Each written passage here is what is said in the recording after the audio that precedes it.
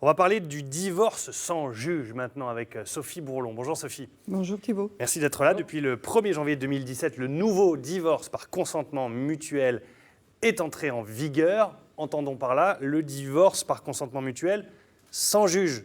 Exactement. C'est la même procédure de divorce, mais il y a quand même une étape qui a été supprimée, c'est le passage devant le juge, puisque maintenant le dépôt de la requête se fera chez le notaire.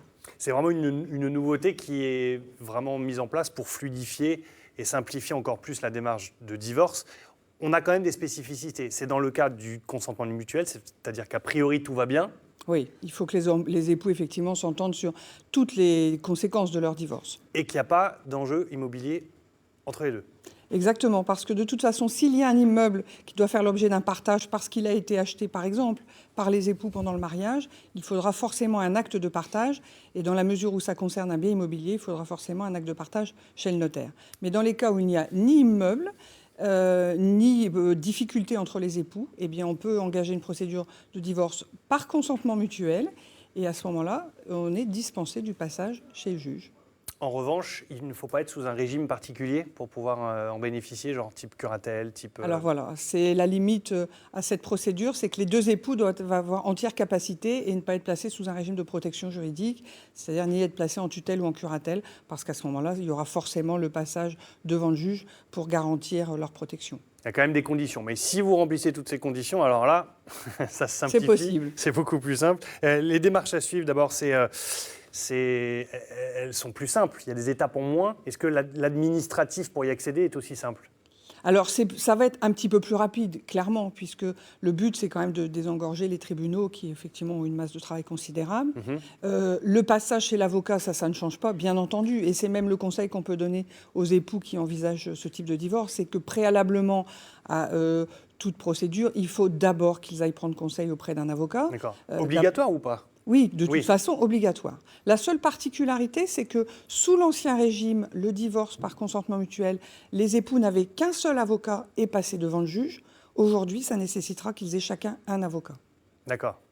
C'est la grosse différence aussi. La spécificité. Les actes sont rédigés par les avocats. Il y a aussi pas forcément le passage devant vous-même, notaire, mais c'est quand même validé par un acte notarié. Alors, c'est-à-dire que l'acte est rédigé par les avocats, qui vont transmettre par lettre recommandée à chacun de leurs clients le projet d'acte de divorce.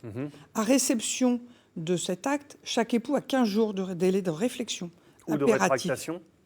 Bien sûr, aussi. Une fois que ce délai de 15 jours est passé, les avocats et les parties signent ensemble. Et ensuite, dans le délai de 7 jours, ça doit être envoyé au notaire, impérativement, qui lui réceptionne et a 15 jours pour faire le dépôt de l'acte. À l'enregistrement notamment. C'est là qu'il a donc de nouveau ce délai de 15 jours. On n'est pas obligé de se présenter devant vous, notaire. Je veux dire, tout ça peut se gérer à distance. Non. Le rôle du notaire, ça a été un petit peu confus au départ sur quels étaient effectivement le rôle du notaire, quel était le rôle du notaire. Maintenant, c'est clair. A priori, le notaire ne reçoit pas les époux. Je dis a priori parce que s'il y a un doute sur la capacité, sur le consentement, ça reste sa responsabilité quand même.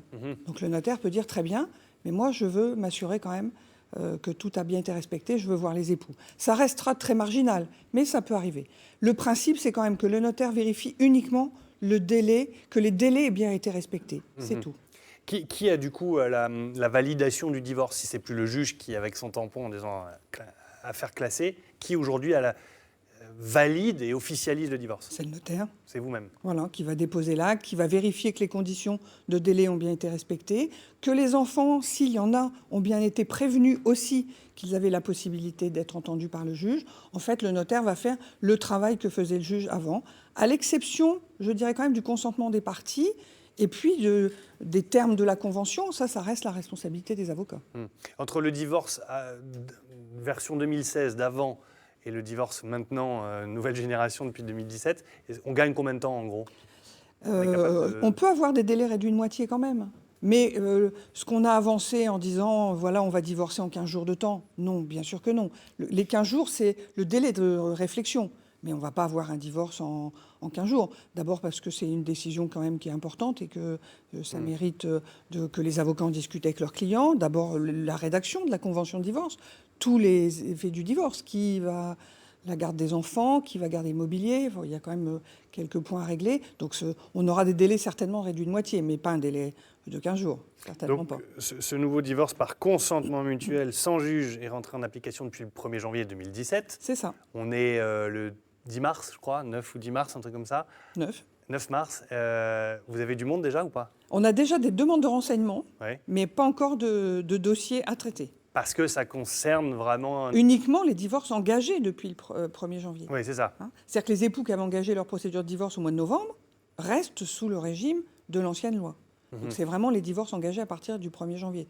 Donc c'est logique qu'il n'y en ait pas encore chez les notaires. Très bien. Et que le temps que les gens aillent voir leur avocat et rédigent la convention. Ça va arriver. C'est une démarche qui a été proposée aux notaires. Comment ça s'est fait Absolument pas. C'est une démarche sur laquelle les notaires n'ont absolument pas été consultés.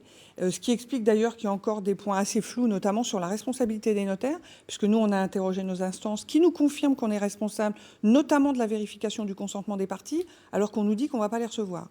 Donc c'est vrai qu'il y a un petit peu de flou sur ce point. C'est pour ça qu'on a attiré notre attention en disant s'il y a un doute, s'il y a quelque chose qui apparaît un petit peu surprenant, il faudra demander à rencontrer effectivement les époux ce jour-là. Très bien. Merci beaucoup, Merci. Sophie, pour toutes Je vous en ces prie. explications. N'hésitez pas à aller sur le site notaire-au-pluriel.fr pour avoir des détails aussi sur ce consentement mutuel sans juge. Service-public.fr également. Il y a quelques informations sur les démarches à suivre. Ce que vous voyez à l'écran. Merci beaucoup.